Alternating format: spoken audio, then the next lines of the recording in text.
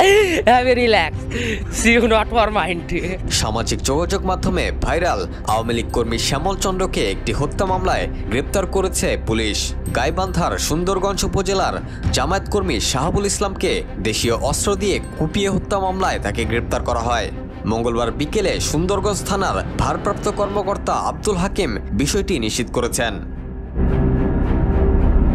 শ্যামল চন্দ্র বামনডাঙ্গা ইউনিয়নের মনমদ গ্রামের মৃত নেপাল চন্দ্রের ছেলে। তিনি ইউনিয়ন আওয়ামী লীগের সদস্য।